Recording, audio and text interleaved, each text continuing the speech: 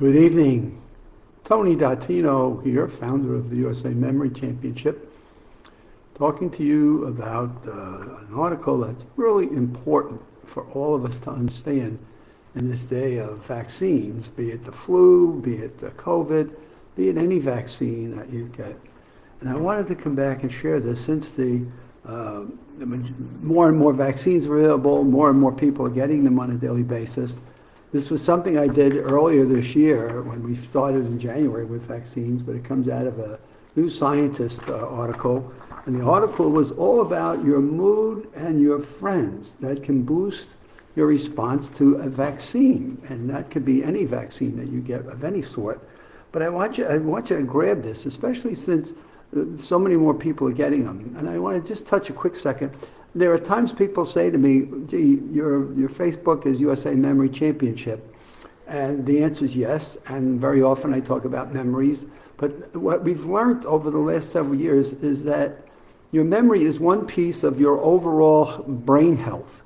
And that there are elements, as we've gone out into the more public seminars and we've gotten a wider range of people and have done more research on what people are interested in, we're finding that overall big picture, memory is one. When we ask people brain health or brain power, memory pops up in the majority of responses, but also other factors that come in at people in terms of dementia and Alzheimer's, and what are all of the elements that science is telling us today that can have an impact and make a difference. So this is the broadness of the USA Memory Championship Facebook. We're now trying to cover a broader topic of things that impact our overall memories and cognitive functioning and minimizing some of the dementias and the cognitive impairments that we have in our lives as we get older. So in any case, here's one, New Scientist magazine, positive mood and good friends can boost the response. And here's the sensibility here. The link between emotions, so your emotional response is stress, anxiety, enthusiasm, and the immune system makes sense from an evolutionary perspective, so says the University of California in Los Angeles.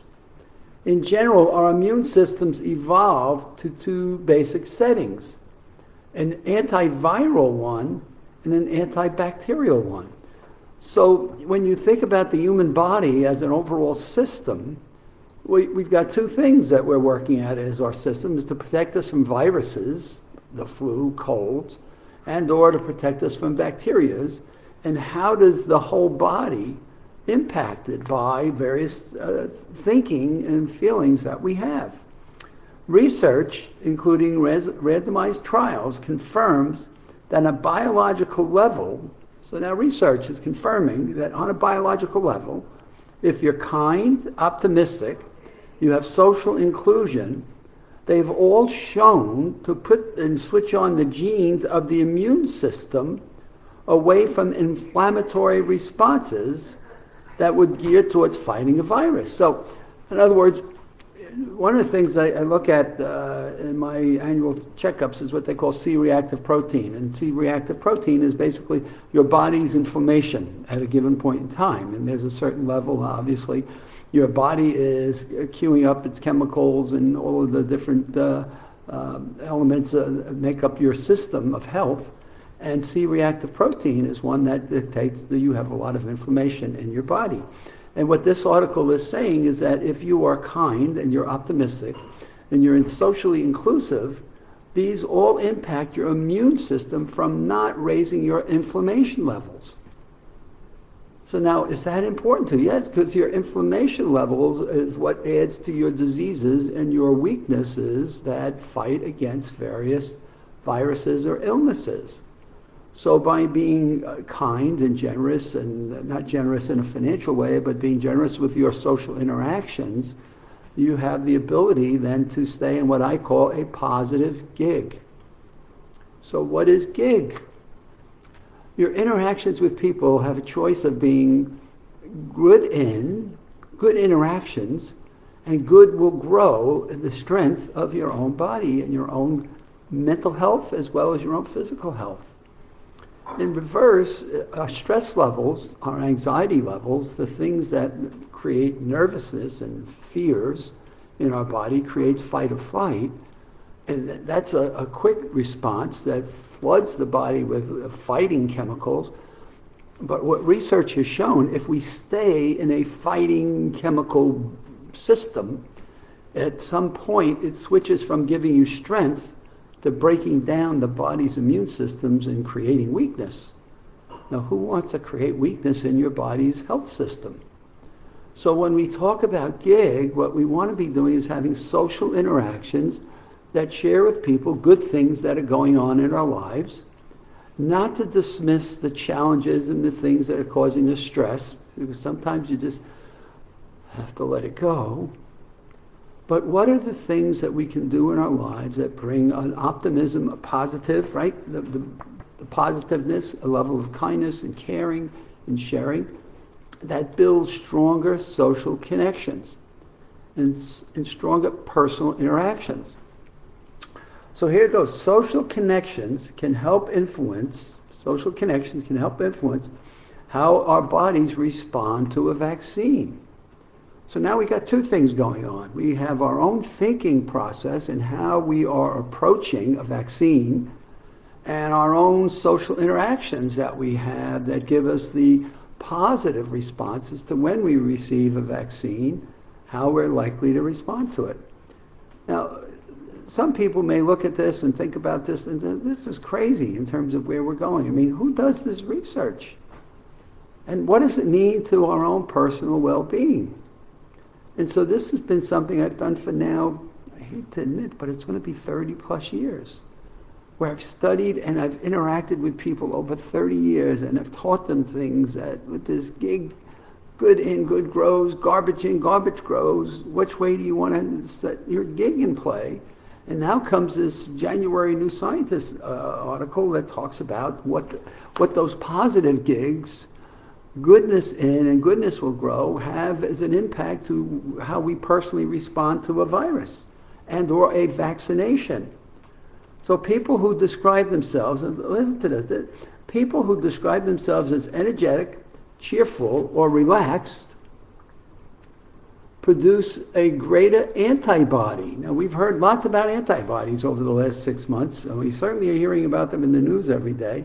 So people who are energetic, cheerful, relaxed, produce greater antibody responses to vaccines against viral transmitted diseases than those who regard themselves as nervous, tense, or angry or edgy. So now comes, what do we choose to have is our internal processing on a day-to-day basis, and are there things that we can do to alter that? Because this goes on to say your mood on the day of an immunization makes a difference to the antibodies that are triggered, and how that vaccine will protect you 16 weeks later.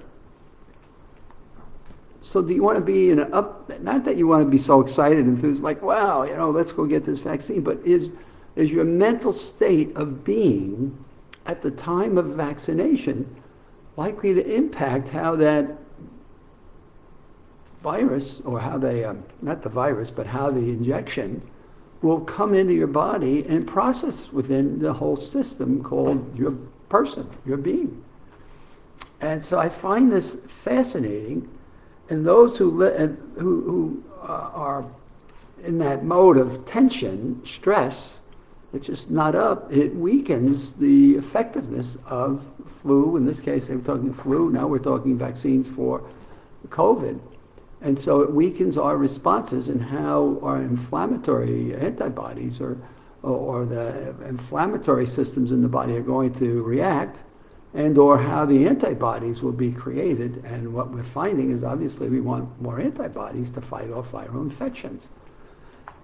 So one of the things they suggest is, look, you may have a nice talk with a spouse or partner or someone before you go for a vaccine. Now, who thinks of this stuff? This is like, wow, life-changing, making a difference in people's lives kinds of thinking and kinds of science that make for better living and make for longer lasting lives and make for more effectiveness in terms of receiving any vaccine that you get for any reason or cause. And so to that degree, thinking about your mood and your social interactions, who you might talk to, who you may even go with if you happen to be with a life partner and you're going together for a vaccine. I know when Evelyn and I got ours, she was just so excited and she was so energetic the day of the vaccine, and we waited online for 2 hours, but she was just so positive and so delighted and enthused, and just was a great person to be with when you're going and seeing her enthusiasm and energy just rubbed a little bit off on me. I was a little bit more reflective and tense and a little bit more thoughtful and a little bit more in the moment of, okay, is this vaccine going to work and things? And I now realize, I read this article and say, gee, I wish I would have had a better attitude and one as powerful as hers. But regardless, we got our 2 shots in the vaccine. I was much better on the second one. But in any case, those are some of the things that I like to share with people that go beyond the scope of our memories. But now if you go back to our Maximum Memory Mastery online course and you look at the elements of what makes for a strong brain, what we find are what? Social interactions, and the interaction and the ability we have to believe that we can in fact improve our memories in a positive way, which reduces the tension and the anxiety we have about worrying about losing our memories, and it ties into our memories, cognitive functions. So one of the things I learned years ago is everything, and this is a Leonardo da Vinci principle, everything connects to everything else. And therefore, if everything connects to everything else, our ability to be positive in our day-to-day lives, optimistic, kind, supportive, caring, are all psychological factors that have an influence in our body's inflammation system and how we fight off viral infections and bacterial infections. And boy, this is pretty close to free lunch, and just how do we switch that lever off? Boy, what a good deal that would be. So here's your assignment for this evening and tomorrow. And you meet somebody, a phone call, Zoom call, whatever. Start the call off by just saying, so, hey, what's something that's brought a smile to your face in the last week? What's something that you're doing that you think is making a difference in the lives of your family or your kids or your spouse or in your own self-being? Hey, have you watched the good TV or have you watched the movie on Netflix or something that's giving you a positive view of what we're going through? And start putting more of those kinds of conversations into your day-to-day lives. And this is where a lot of people today are saying, just listen to less news and you'll be better off. And yet we got to be informed about things at times. So how do we filter those off and maintain a positive goodness in, goodness will grow. And boy, what a difference that all makes to our personal well-being as well as the social interactions that we have with other people. That's my Wednesday evening broadcast, Live with Tony. And we'll see you again on Friday. So have a good rest of your week, and we'll meet you on Friday.